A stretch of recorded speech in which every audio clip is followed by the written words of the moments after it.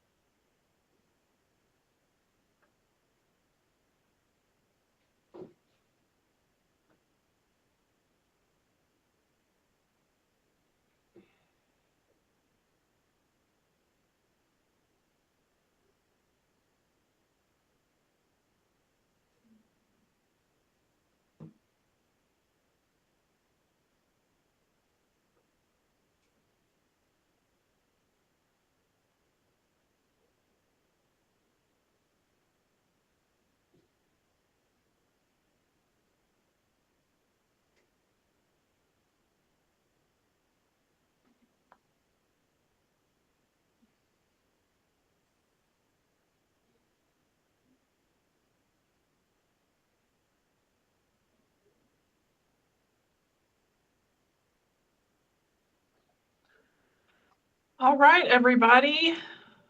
It is 2:45 and we are going to start. First, I want to thank our sustaining and champion sponsors, without whom we would not be able to have this amazing conference. So, thanks to Stat Courier, Unique, Equinox Open Library Initiative, Midwest Tape, and Evergreen Collaborative Development Initiative, or ECDI. I'd like to introduce our speakers today. Mark Noble and Jordan Fields are co-founders of Grove, which, sorry, my script, which offers development, hosting, support, and more for Aspen Discovery, Aspen LiDA, and all things Aspen. So thank you guys for joining us. Jordan and Mark have requested that questions will be asked at the end.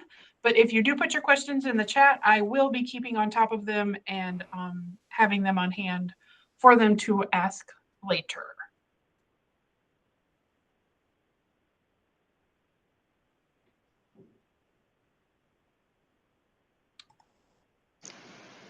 All right, I think that's our cue to go ahead and get started. Welcome to New and Next for Aspen Discovery and Aspen LiDA. I'll go ahead and give a little bit more of an introduction of ourselves, and I'll hand it over to my co-presenter, Mark. Hey everyone, I'm Mark Noble. I'm Aspen architect. I've been working on Aspen for, 15, 16 years. It's been a while, so pretty much I've done lots of cool stuff with Aspen, and we've done lots of really cool stuff with both Aspen and Aspen LiDA in this past year. And so, yeah, we wanted to kind of talk about it and show it all off. Jordan? Yeah, my name is Jordan Fields. I'm a librarian. I have worked at small rural libraries, large city libraries. I worked for a multi-type library consortium, but I actually started working with the Aspen code base in 2012. I have a product management background working on library software, and my favorite thing to do is talk with libraries about Aspen because it's from libraries that we get all of the best ideas. I'm going to dig straight into what's new for Aspen. Hopefully everyone here knows that Aspen is a discovery layer that sits on top of Evergreen, but just want to make sure you all know what it is and you're in the right place. And without further ado, we'll go ahead and start digging into some of the new stuff for Aspen. everything we're gonna show you today was built for Aspen in about the last 6 months, and almost everything. There's just one feature here today that wasn't developed by Grove, but with Aspen, what we really want to make sure is that Aspen and using the library feels really similar for patrons to using any other kind of software, so that Aspen really stays up to date with patrons' expectations. But I'm going to go ahead and start with something that's very specific to libraries. Series records. So series were always kind of links within the catalog or maybe just a little piece of metadata. But what we've added in the last few months are series are their own thing. They are their own record in Aspen. And you're going to see the benefits of that, both in terms of pulling all of the titles together for a series, as well as being able to share and market series. So I'm here at the Acorn Public Library. This is one of the Swan Library Consortium, and I'm going to go ahead and search for Dogman. We all know Dogman as a series. And what I see first, again, I didn't change anything. I just did the normal search box, and I see predictably, as you would expect with good relevancy, Dogman, the first book in the title, is the first search result. Now I have a link to series right here, Dogman Volume 1. And then also, if you're familiar with Aspen, you know after the first 2 results, you get this Explore More bar. We also get a link to the series record here. So this is going to take me to the same place that link in the series record or in the search result up above did. So now this is a series record. At the top, it will have the author or authors, the audience, as well as a description. This is all editable by the library per series if you want it to be, if you want to edit it. Otherwise, it pulls from the MARC records. And then down below, we start to get all of the titles in a series. Now, we only have time to really show you the patron side, but there is a full administration side to this interface where you can correct series, correct the order. You can take a title from one series to another if it accidentally gets put on the wrong series. There's a lot of stuff you can do on the admin side, but just for time's sake, I want to show you kind of what the patron sees here. So this is a series record. Okay. So again, we just did a search. We just searched Dogman like any patron would and got to here. But for our power users or our librarians, you can also now search the series index. I know you can't really see this over where it says in library catalog. There's a drop down and I can change that to series. So now on your screen, you're going to see that says in series. And I'm going to search for dinosaurs. Now I get because I'm searching the series index, I get all of the series related to dinosaurs. And I can click into one of those series records and see all of the title in this dinosaur series book. If I'm a patron and I'm interested in mysteries, I can just search for mystery.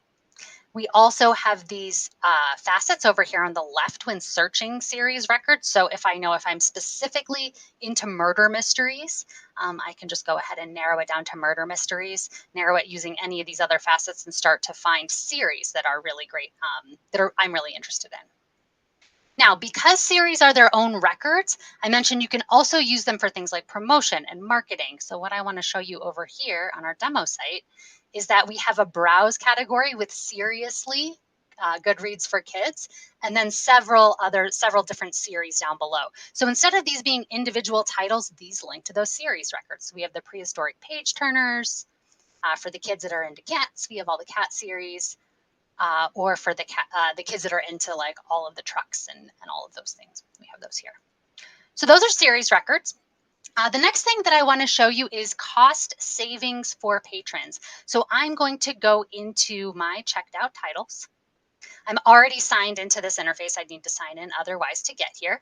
And what we did with cost savings for patron, the same way some libraries will show on their receipt how much money you saved by using the library, we're doing the same thing with a cost savings feature. A patron needs to have reading history turned on to show this because reading history is how we track this. But from the checked out titles page and from some other pages, you can see how much you are saving by using the library. And this is with the currently checked out titles. So anything that's on this page, that rolls up into this, $65, $66 that the patron is saving here. That data is pulled from the records themselves where they have, when a record has that amount of money or has the cost of the item in it. If the record does not have the cost of the item in it, as an Aspen administrator, you can set a default cost per format type. So hardcovers are this much or audiobooks are this much, just to kind of give a general sense. This also links to library savings. So if I'm a patron, I can see that if I'm curious to know more. And I can go to the library, my library savings page. This is also linked to over here in the left sidebar.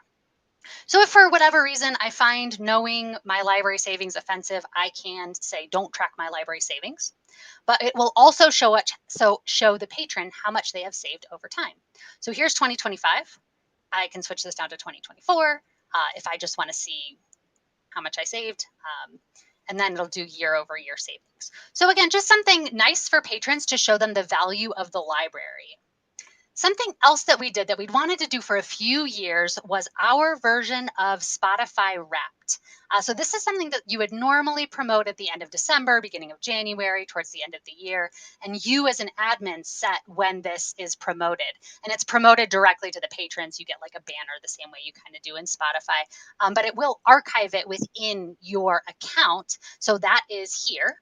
So here is 2024 shelved. We have 2 different designs for 2024. We'll do another one for 2025.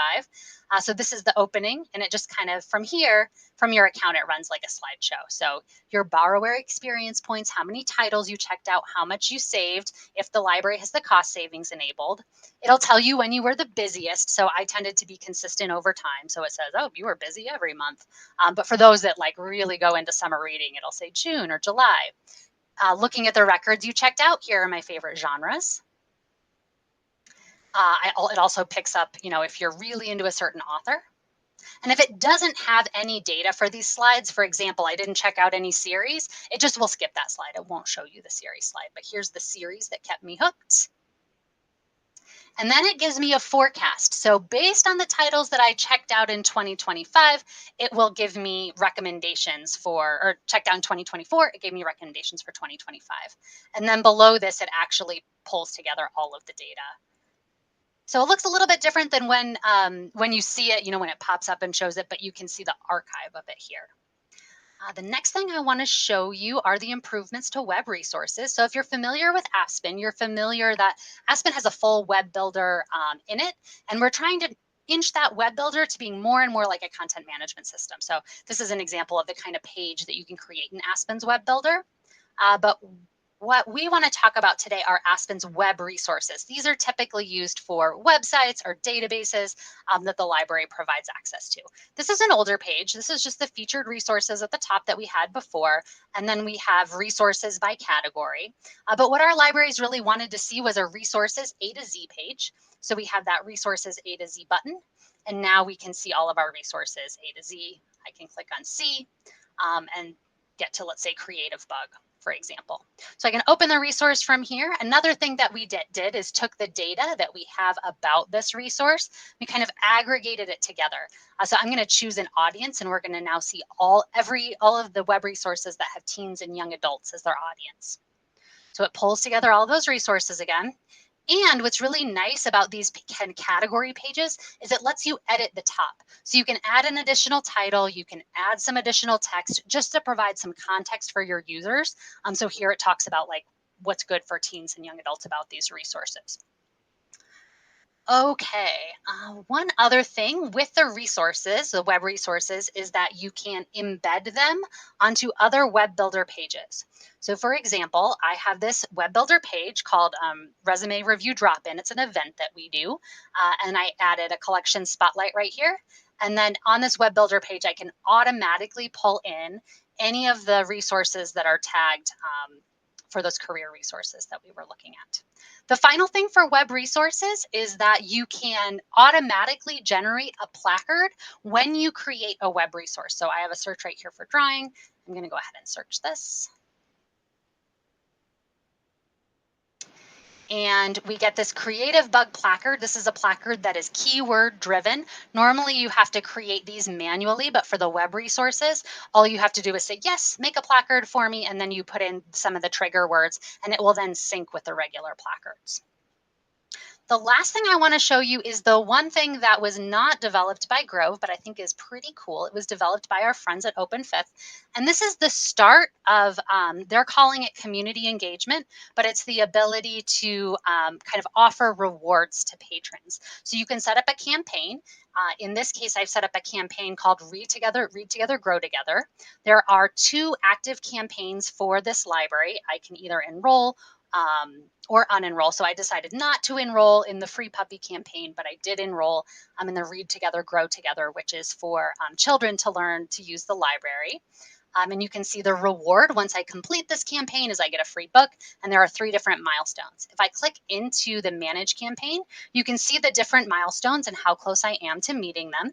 So there is an Attend Storytime milestone. They want you to do that 3 times, and I've attended once. I can add my progress here. Read with your child. They want you to do that 5 times. I've done it once. I'll show you what it looks like to add progress. And now I've done it twice, but you have to open the campaign information again. And then you need to check out a book from the library. This one doesn't have add progress because when you check out a book, it automatically adds it. The add progress is also optional. So you can set it up so that the librarian gets to add the progress for you. All right, so that is everything that I have to show you. And Mark has a whole bunch more. I know that was really fast, but I'm going to stop sharing right now and hand it over to him. Great. Thanks, Jordan. Let me get shared. So we're going to start by looking at LiDA, and then we'll circle back to Discovery. So let me share. I'm just sharing my app emulator right now. So, and I'm not starting with LiDA open. And that's because the first thing we're going to talk about is some of the performance options. So when we start Aspen, we know it's been slow, or when we start LiDA, we know it's been slow for some users. And we've been working a lot on making that faster. There's a bunch of startup stuff that happens here, especially in an emulator. So I will tell you when it's actually really loading. So we're working on improving the performance. If this is a real app, it'll start loading here in just a couple of seconds. It's going to switch screens one more time, and then we're past the initial kind of boot up. So we've been looking into the performance. One of the things we found is depending on the ILS backend, sometimes it will take longer or shorter. So Evergreen is one of the things that we do need a little bit more optimization to the startup. So we are working on those things. So like here, it's going through and loading information about the user. That gets slow. But what we've added to the startup is the ability to change this message. So for those of you familiar with LiDA, it's had 2 kind of library facts that have been static for years now. And patrons are getting sick of those. So we added the ability to customize those. And I will show you that in just a second as soon as this boots up here. So here we're almost done. This is also faster the second time it loads. And we're working on additional things to make that even faster. All right, so I'm going to share again. So that was the initial startup. It is, believe it or not, actually faster. Let me stop sharing, go to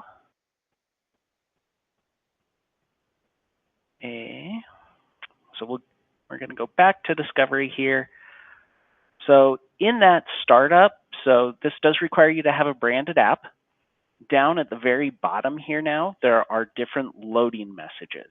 So these loading messages control what is shown to the patron while LiDA is loading. So we can show a random loading message. We can show the old library facts. We can show the step being performed. So this will say like, hey, we're loading user information. We're loading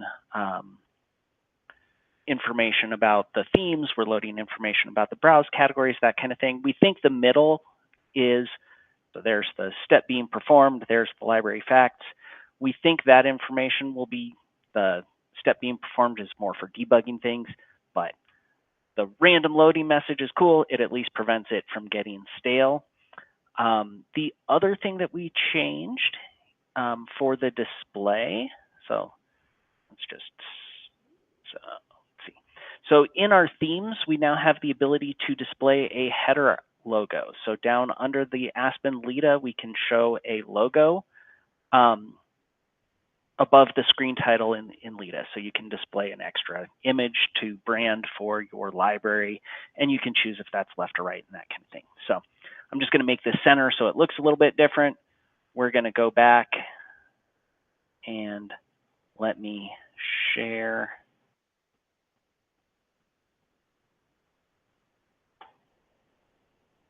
our emulator again.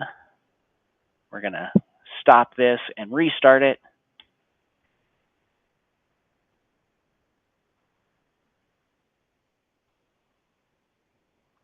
And we will see that the logo is in the center instead of the front. We'll get a different startup message, that kind of thing.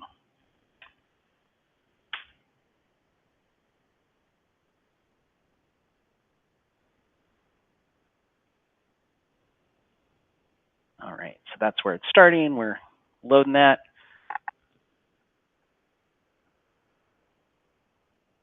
And we get a little bit of a different fact.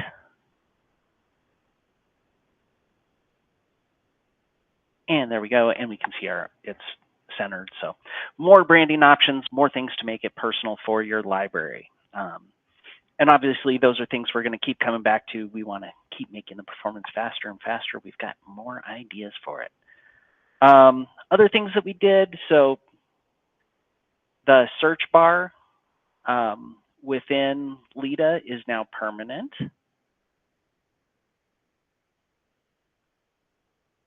So here we're searching for Colorado. Previously, we wouldn't see, we wouldn't get the search box until we went back. So there we've got that sticky. We have the ability to change that then. So we can say, like, instead of searching for Colorado, we're going to search for Utah.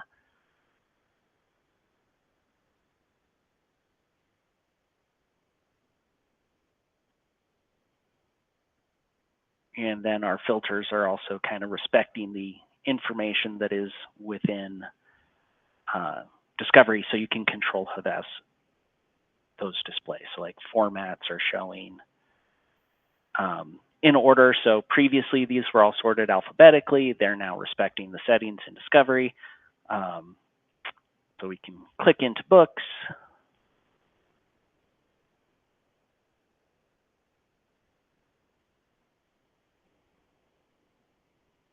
And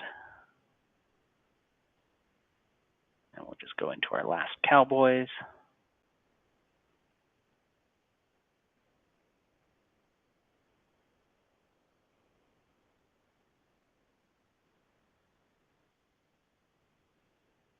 And then we also have a more info. So we're trying to get more and more information into LiDA. So the more info right now is loading a web page. We're going to make that native to LiDA in an upcoming release. But this gives patrons the ability to see additional information. So the more like this, table of contents, information that previously wasn't available. So those published reviews, Goodreads, that kind of stuff. So cool information there. We've also done lots and lots of little fixes to LiDA, especially around the account, just to make it more closely mirror what Discovery does. And yeah, there's always more and more to do with LiDA. We love it. All right, let's go back to Discovery now. And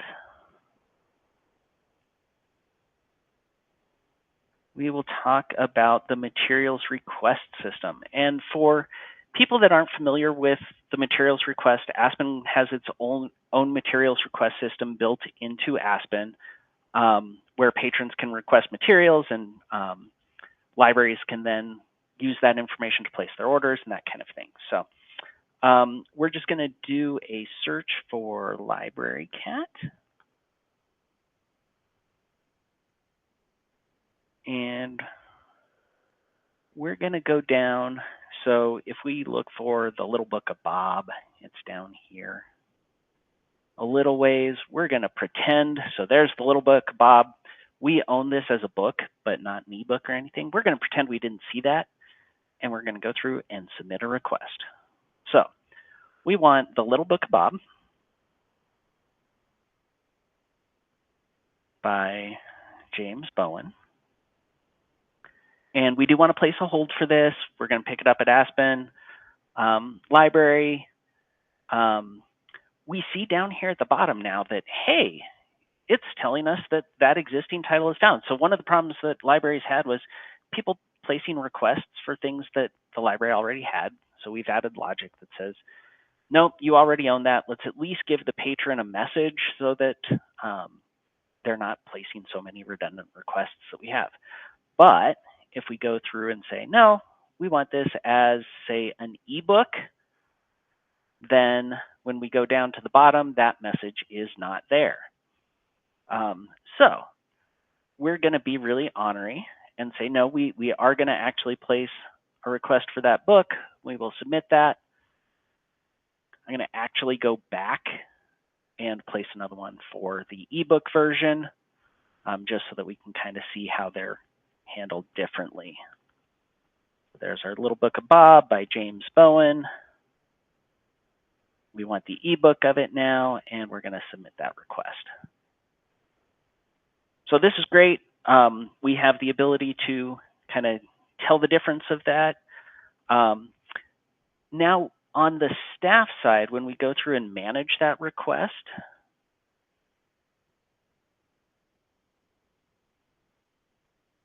so here's our requests. We can now see what, as we scroll through our list of requests that we're going to look at, there's our Little Book of Bob, and we can see that the book is owned and the ebook is not owned. So I'm going to zoom up a little bit just because I know that text gets a little small. So there we go. We've got the Little Book of Bob. The book is owned. Other is not. So let's update this request and say, okay, patron, let's update the status of this. This is already owned and on order. We have noted that this title is found still. We're going to update that request. And then we can go back. So that's been updated. We also have now the ability to place holds on materials requests directly. So we can go into our requests needing holds. We have another one. These get checked every morning automatically, but you can also manually check. So here we're going to say check for new hold candidates. And there we go. We've got the Little Book of Bob, and we can place a hold on that. So really cool workflow for people managing. Oh, and I have already placed holds on that and can't do it. So if there is an error, then you will see that as well, and you can update that. Otherwise, it goes through and gets placed automatically. So if we go through and said, hey, my title's on hold, I apparently already have the Little Book of Bob on hold. Let's cancel that. And we'll go back to our admin and go back to our requests needing holds, and we can place this again. And now it's been placed for me, and it will show in my list of titles on hold again. So nice workflow. Make it easy for all of the collection management people that are doing good things for patrons. So other things that we've added for that is a lot of control over how many requests can be submitted at a time. So you now have the ability to control how many are submitted, if that's a yearly rollover, if it rolls over on a specific date. So neat things there. And you can also say certain patron types have unlimited requests. So we were getting a lot of feedback that libraries were using the materials request system to have staff place holds or have staff request replacement copies. So you could say, hey, if you're a staff member, place as many material requests as you want. We want you to do that, just to kind of cut down on some of the paperwork. Next thing we're going to show is local administrators. So this gives you a way to create administrators that aren't part of the ILS. So currently, or previously, if you wanted to be an administrator of Aspen, you had to be in the ILS, and some libraries had problems with that because it's like, well, we're using shared accounts, or anybody can look up any other staff member. So basically you could escalate permissions by saying, I'm going to look up who the director's login is and that kind of thing, or change passwords, or do things that people didn't want you to do. So we're going to create a new admin here. We're going to create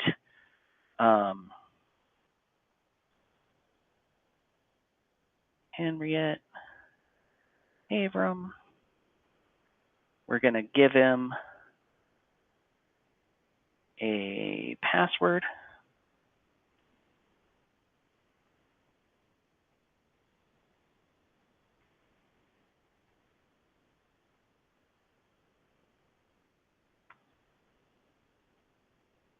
Which hopefully I can remember.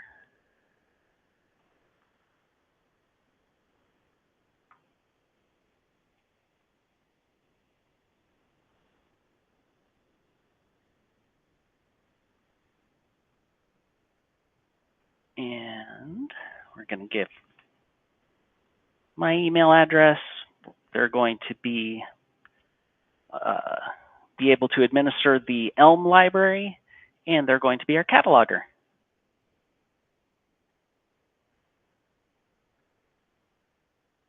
So we will save up. I wasn't going to type those properly.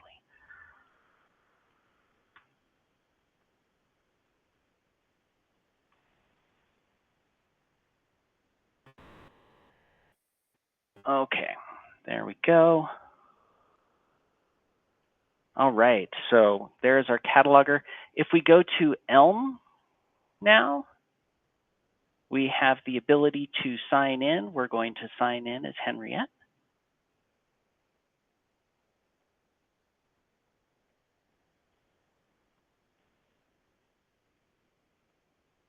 Why did I misspell? Oh, just Abram. There we go. You can turn on two-factor authentication. I have this turned on for the sign up. So we're going to go get our authentication code.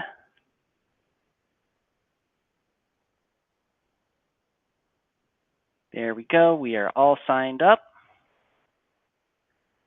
And then we can see in her permissions, she is an administrator and she has our cataloging permissions so that we can do things like set up author authorities and group records and that kind of thing.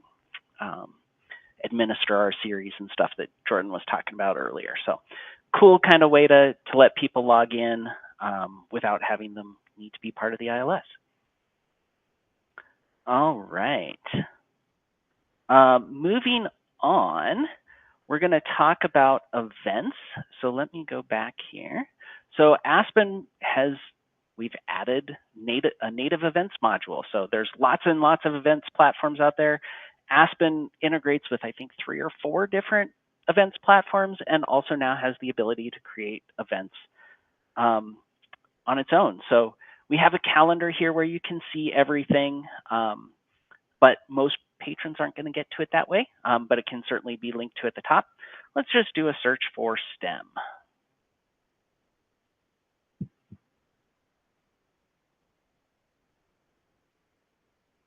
So just doing that regular search is going to search the catalog. So here we get our books about STEM, and then we see in the Explore More, we have different things. So we've got our Sensory STEM Club, great way for patrons to discover events that they might not be searching for otherwise.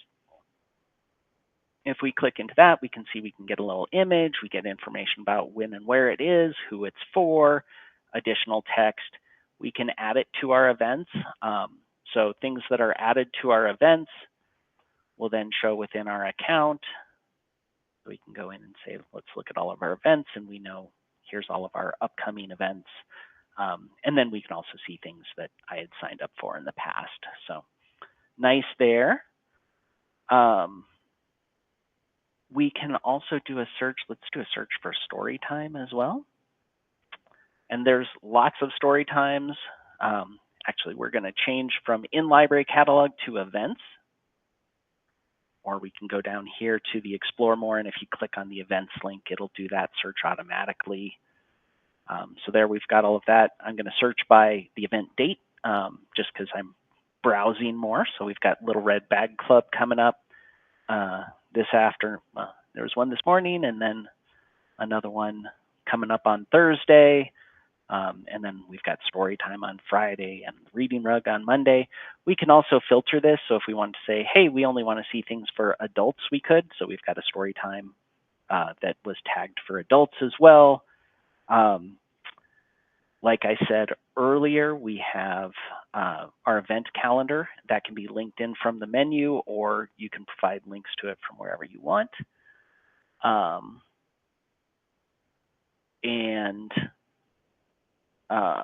Yeah, any kind of filters that you want. We'll just quickly look at the admin. I know we're close and we want to leave time for a few questions. So here we have the ability to manage all of those events. Basically, you can create those. You can give it different types. So you can say, hey, I'm creating a story time, or I'm creating a generic event. That's all configurable by you. So you can say, I'm creating a generic event. You give it a title, description, images. You can configure all of the different fields that you want. This is highly, highly, highly configurable. So you can pretty much do whatever you want. And then we have reports set up. So there's various event reports. So you can say, hey, how many per month, how much time are we spending with event types that are story times? And we can apply that. So we can see, okay, we're doing 4 hours of things that are tagged as story time. Or you can say, let's do all of that. So lots and lots of reporting you can do. So we've got everything planned out through the end of the year. We haven't started really planning for next year yet, but there's a lot there. And the last thing I want to show you is Tulpa search. So this is something that we've been working on with, sorry, Jordan, what's the name of that company? We'll get back to them. So in Tulpa, so let's do a search, just a general search for what resources do you have to help plan a trip to Utah? And obviously that's not a string that the catalog is going to have, but we do have Tulpa search, which is new AI option. So we can click on Tulpa to try our search in Tulpa. Yeah, library thing, thank you. So here is our search. We show the information within library results. So these are things that Tulpa recommends that we own. And then you can see other results. So here we can see, hey, Moon Handbooks for Utah is a good option. You could do a suggest for purchase for that. So neat option that kind of starts to bring some AI into Aspen. But I will end there, and we can have a little bit of time for questions. I have a little bit more to share because we didn't get to the next part of Aspen, but I'll be brief here so we can get to questions. So we did the new, now we're going to do the next. These are things that we are hearing about from libraries. We know that we want to do a lot more with events. The events that's in there is fairly basic right now, things like bookings, reservations, ticketing, more with that community engagement that I showed you. We do have some really cool things coming to make managing content within Aspen better for consortiums. And e-content APIs, Evergreen APIs. There's a lot that's coming out with new e-content vendors as well as improvements to existing e-content integrations. And I've heard that the Evergreen APIs are coming, so I'm really excited about that. On the LiDA side, you'll be seeing more customization options in LiDA. We're starting to talk with different ILSs about notification options, but that's very ILS dependent. We're going to continue to work on speed and performance, as Mark talked about, and then more types of content integration. So you'll see better integration with those events records, better integration with series, better integration with things like the Aspen Web Builder. So with that, we will say thank you and open it up to questions. But I'll leave our emails up here. If you are an Aspen, if you're interested in Aspen, feel free to reach out. If you have Aspen and you have an idea for something to develop, it's also great to reach out that way. So yeah, questions.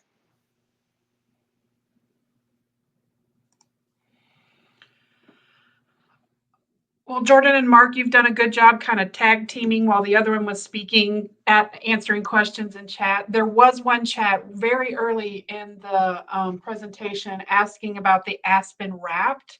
And can that be individualized by member libraries if they're part of a consortia, or is that just at the consortial level? So if you mean the design of it, this year we offered 2 different designs. It's turned on by library. I know that for sure. Library system within a consortium. Mark, is the design also selected by library? I can't remember. Yeah, I think so. You can choose between 2 different designs, but there's not really, you can't create your own. But yeah. I saw a question about the series record will pull data from the MARC records, but not from something like Novelist. So bib records need to be accurate to make the series records accurate. Mark, do you want to talk about that? Yeah, so we're pulling all of that data from your MARC records as well as from Overdrive, Hoopla, any of your e-content. And then you can go through and correct it either within Aspen or within the ILS. And yeah, augment, change, that kind of thing. So, but yeah, Novelist does not allow indexing of their data, so that's not an option to pull from.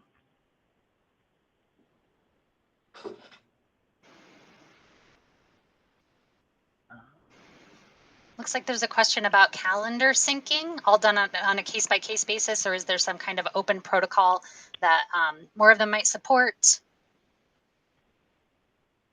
Go ahead, Mark. Yeah, you can export to iCal. I think we're not exporting to anything else. That wasn't part of the initial requirements, but definitely open to enhancements around that. And then there's a question about canceled libcal records showing up in Aspen. Yeah, and I'm not sure on that. They should be hidden automatically, but you could work with your support vendor if you're working with a support vendor. Feel free to reach out and we could take a look to see what's going on. But the canceled ones should show or should not show. But some of these event platforms have different ways of suppressing things as well, and sometimes it's deleted and sometimes it's hidden, and sometimes people want to show the canceled ones, at least for a little while, just so if somebody's wondering, like, hey, I was going to show up for the STEM fair and it's canceled, but make sure that it's there.